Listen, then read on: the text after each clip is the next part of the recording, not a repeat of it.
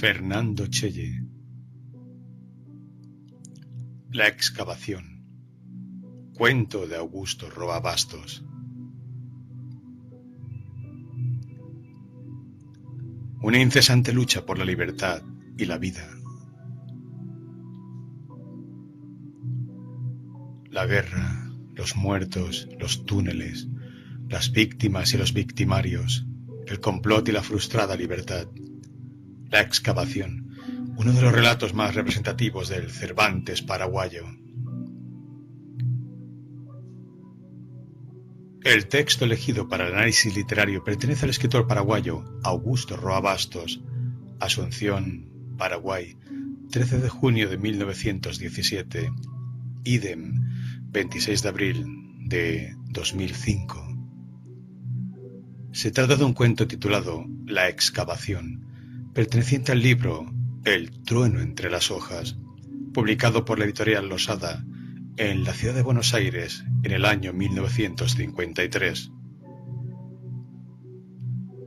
El trueno entre las hojas es uno de los libros más importantes de Augusto Roa Bastos. Es gracias a él que el autor paraguayo comenzó a ser reconocido internacionalmente. La excavación, el cuento a trabajar es el quinto de 17 relatos que componen la obra. Son textos que abordan temas como la dominación política, el choque cultural, racial y lingüístico paraguayo y la lucha de los individuos por la supervivencia. El trueno entre las hojas es una obra que se nutre de la literatura oral popular del Paraguay. A través de los cuentos desfilan personajes sufridos, despojados de libertad y de dignidad. Son hombres violentados, viviendo en medio de la miseria y de la opresión. Roa Bastos, en esta obra, recurre frecuentemente al grotesco como recurso descriptivo para, desde esa perspectiva hiperbólica, destacar la miseria y la injusticia. En la mayoría de los relatos, no es el caso de la excavación. Una comunidad natural se ve violentada por la llegada de la civilización. Frente a esta situación, la comunidad primitiva no tiene otra alternativa que luchar contra la violencia, la degradación y la esclavitud que trae el triunfo civilizatorio. Las diferentes luchas que se ven a lo largo de la obra van a estar marcadas por la esperanza de los desdichados personajes. En La excavación, un recluso llamado Perucho Rodi, que vive junto a casi un centenar de presos en una celda, se encuentra prácticamente muerto en vida, llevando una existencia miserable. El relato, que hace referencia tanto a las guerras intestinas paraguayas como a las guerras del Chaco, y que muestra las condiciones paupérrimas de la vida carcelaria paraguaya, tiene como tema central la lucha agónica de Rodi por lograr la libertad y con ella la vida. La voz del narrador omnisciente es la que marca la estructura del relato. Comienza la narración en el presente de la acción y luego hay dos analepsis, retrospectiva, una para referirse a las crueles condiciones de vida de los reclusos de la celda 4, Valle, y Latina, y otra que se centra en la operación militar llevada a cabo por el protagonista en la guerra del Chaco. Líneas generales del argumento. Un excombatiente de la guerra del Chaco, de nombre Perucho Rodi, se encuentra hacinado con otros presos en la celda 4, Valle, y Latina, un lugar que en situaciones normales solo hubiera contado con 8 reclusos. Todos son presos políticos que están allí desde hace 6 meses tras la finalización de una guerra civil. En principio eran 89 presos, pero al tiempo del relato ya han muerto 17, 9 por diversas enfermedades, 4 por las torturas recibidas, 2 por tisis y los otros 2 se habían quitado la vida. La situación infrahumana en que viven los reclusos y el deseo ansioso por recobrar la libertad los lleva a organizarse para excavar un túnel que les permita escapar de la prisión.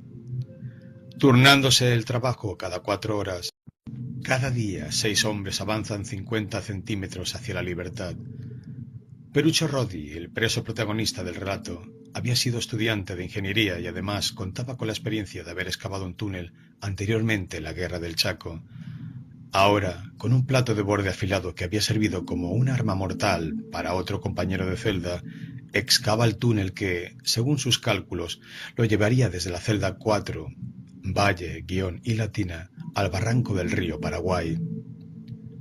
La situación de encierro, enfermedades, torturas y suicidios que se nos cuentan en este relato es verdaderamente trágica, espeluznante. La celda 4, Valle, Guión y Latina, es un lugar donde los hombres apenas sobreviven sostenidos únicamente por la esperanza de que en algún momento recobrarán la libertad. Al momento de la narración, han pasado 4 meses de asfixia y trabajo duro.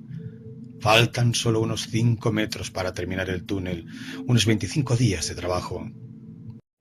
El relato de Roa comienza con un desprendimiento de tierra que al protagonista, en principio, no le parece alarmante. Pero inmediatamente después se produce un segundo desprendimiento que deja enterrada la parte inferior del cuerpo del excavador. Como lectores, con la descripción que hace el narrador de la situación, tomamos conciencia de que Roddy se encuentra definitivamente atrapado y que nada podrá hacer para sortear esa situación. No hay forma de que vuelva a la celda, ni que llegue al barranco, porque la distancia todavía es muy larga.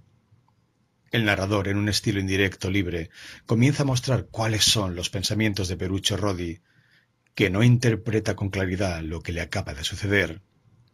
Su deseo imperioso por lograr la libertad lo lleva a confundirse y a tener una desmedida esperanza. A medida que la asfixia avanza, el excavador comienza a recordar su etapa de soldado en la Guerra del Chaco. Hay en los pensamientos de Roddy una retrospectiva. Pareciera como si el túnel que está cavando al único lugar que logra llevarlo es a donde viven sus recuerdos, donde casualmente se encuentra otro túnel.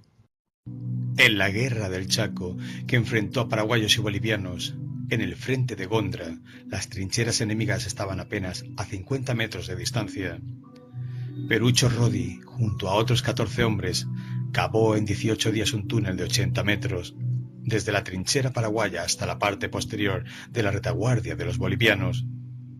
Esto hizo que de esa batalla saliera vencedor, ya que, gracias a la estratagema del túnel, pudo tomar por sorpresa al enemigo. Los recuerdos de Roddy pasan a convertirse en una alucinación, en un delirio, y el relato adquiere una característica de circularidad. Perucho Roddy no logra distinguir, o mejor, interpreta que las 89 víctimas acribilladas en la noche de Gondra son los 89 reclusos de la celda 4, Valle, Guión y Latina. Las caras de aquellos hombres de la Guerra del Chaco han pasado a ser las de sus compañeros de celda, y aquel soldado boliviano a quien ametralla se le parecía tanto a él mismo que lo hubiera tomado por su hermano mellizo. Perucho Roddy muere asfixiado. El túnel no logra llevarlo a la libertad, ni a él ni a ninguno de sus compañeros de celda. Es más, será la excusa y la fachada que utilizarán los guardias de la prisión para terminar con todos los reclusos. Cuando los carceleros descubren el túnel de la celda 4, Valle, Guión y Latina, se inspiran de forma macabra. La noche siguiente al descubrimiento del túnel, los reclusos se encuentran en el cerrojo de la puerta descorrido. Pese a lo inexplicable de la situación, no sospechan de una posible emboscada. Salen, encuentran todo desierto, franquean una puerta trasera que daba a una callejuela y caen en la trampa.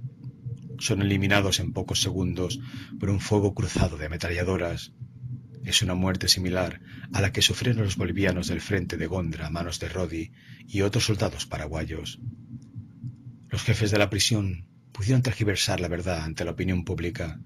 Contaban con una explicación satisfactoria de los hechos. Pudieron mentir con la verdad. Ahí estaba el túnel que nadie quiso examinar y que hacía creíble la versión de que los reclusos habían querido fugarse.